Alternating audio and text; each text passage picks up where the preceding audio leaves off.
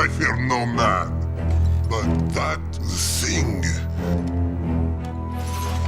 it scares me. There's something about the cars that BMW makes that really set people off, and the stereotype and brand perception do not help. But let's look at this executive car with an open mind and judge it as an automobile for once instead of an appliance to spill coffee in while ducking and weaving through traffic. Alright, that's enough leg pulling. Both sets of fanboys probably already disliked it and left, so let's move on to the car. This is a 2012 BMW 535i F10 X-Drive. I called this an executive car before, but basically all that means is sedan with a nice interior, which fits well. It's comfortable. Very, very nice on the inside. It's got leather seats that don't squeak or make fart sounds when you sit on them. And ooh, it's got real wood and none of the dash moves if you touch it.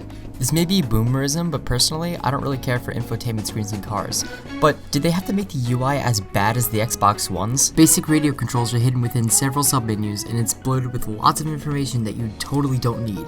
As for the shifter, I've heard people complain about it a lot, but personally I think it's pretty easy to get used to after 30 seconds. Press the side button to move gears, and press the top button to park. Pretty easy. These turn signals are ass though. No tactile feedback, and if you don't push them up hard enough, they'll turn off after 3 flashes. I guess that explains why the drivers never use them. So, the interior is pretty banging, especially since it's the one part of the car that doesn't have reliability issues. Among car enthusiasts, BMWs are infamous for breaking as often as wallet condoms, and honestly that's not much of a stretch. If you could think of a pump, it's either been replaced or is about to break. N-series electric water pumps, for example, break as consistently as Subaru head gaskets. Change the world. My final message. Goodbye.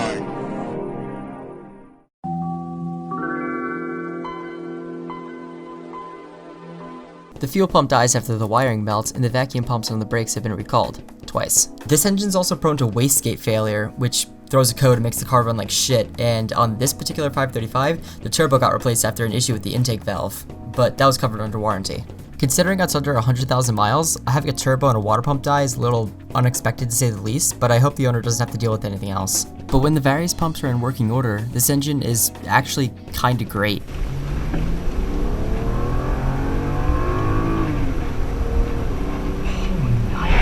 And here's the 3-liter single-turbo inline-6 designated the N55-B30M0. It puts out a respectable 302 horsepower and 295 pound-feet of torque, and that's after it's been detuned pretty hard. BMW tried their best to nerf the N55, but a moderate tune can add an extra 80 horsepower, a 25% increase for you math boys.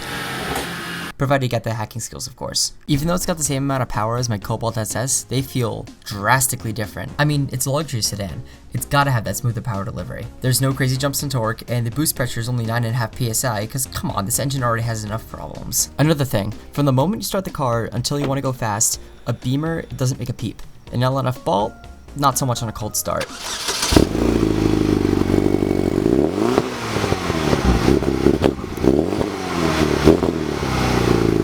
Now all the power's at the top end, and the 8-speed single clutch has no qualms about tacking it up that high.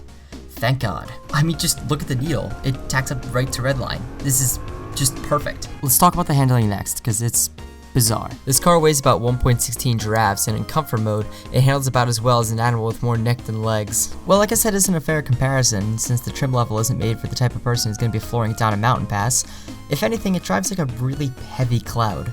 Floaty, but well planted and stable. After all, it's a big car, and you feel it no matter how you're driving it. If you got an M5, tell me how it's different down in the comments. Super curious, but anyway. This car is something new that I'm not really quite used to yet, and that's drive modes. Now, comfort mode is pretty much the middle-of-the-road default options kind of stuff, right? The sport mode stiffens up the suspension and tightens throttle response, and while it doesn't shed the weight, it doesn't really need to. All the power is yours to use, even if there's a delay between your foot hitting the floor and the throttle body opening. This is the mode to use when you're late to work, and Jen in accounting said she'd give you a hand job if you came in early. Eco mode is the one you choose after you spent all the gas in sport mode and need to coast to the nearest gas station to refill and get a white monster. All the modes feel somewhat similar, but are different enough to actually be used.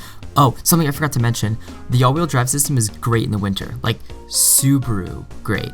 Which leads into my next question. Should you buy a BMW 5 Series, or more specifically a 2012 535i? Budget aside, it depends on what you're looking for. Ease of maintenance or modification is not exactly the order of the day here, so all but the most dedicated tuners tend to stay away from these platforms. A lot of BMW guys either turn them into VIP cars or rip literally everything out and try to find straight cut gears to get that sweet, sweet high-pitched whine.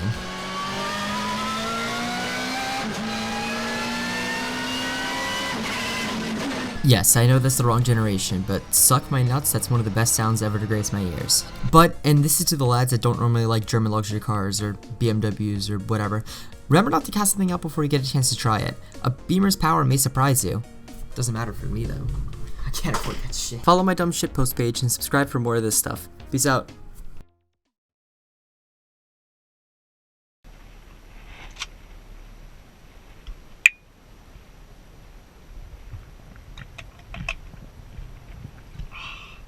Yup. You know, they don't make them like they used to. Cars used to have soul. Now they do.